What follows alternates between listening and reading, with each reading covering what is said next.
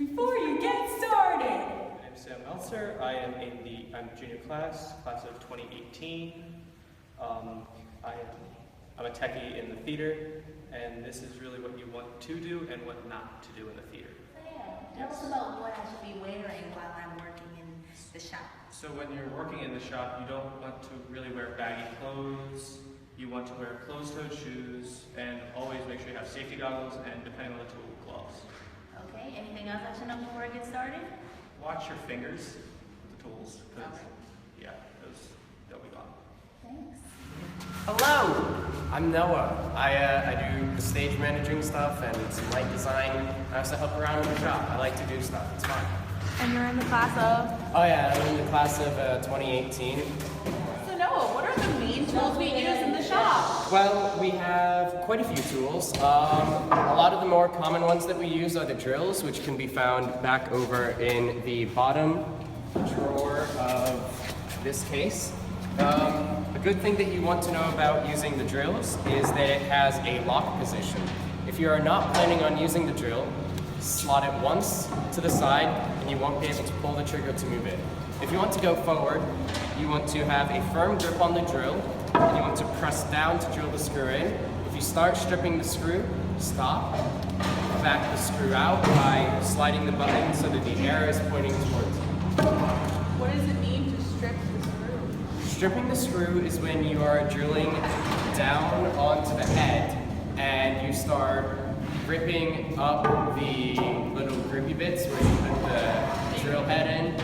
Grippy bits are the technical term, by the way. In fact, we might be able to show you some examples of screws.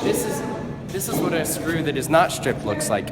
Here you can see that all of the prongs are properly aligned, not ripped apart. However, if you were to come over to some of our more used screws, you can see that this screw is beginning to strip as its top prongs have been started to peel away. So that's drills. Now, the fun stuff is when you start getting into the blades and the spinny stuff. This is a chop saw. You pull the trigger, and then you come down onto the piece of wood you're cutting. Now, this thing is really, really loud. Is there something you say before you turn on the chop saw? Fun fact, I was getting to that. Since this thing is really, really loud, you will say, sound, and everybody else will reply, Thank you, sound! and then you can proceed with your cut. While you're doing the cut, you hold the trigger down. When you're done, lift it up, take your hand off the trigger, and don't remove anything from here once the blade stops, because if you get your hand caught on this, you're missing a finger. That's just how it is, which sucks. So that's the chop saw. Over here, you will find the circular saws. Very similar to the chop saws, they are used to cut things. You will want to position this across the saw, whatever you're cutting across the saw horses, and clamp them down with our clamps that are found over there. The clamps are very easy to use. All you do is you squeeze on the handle. Now, the circ saws, each of them work a little bit differently. This one, to start it up, you have to press in one of the side buttons, it doesn't matter which, they're technically the same button, and then you hold this so that you have good control.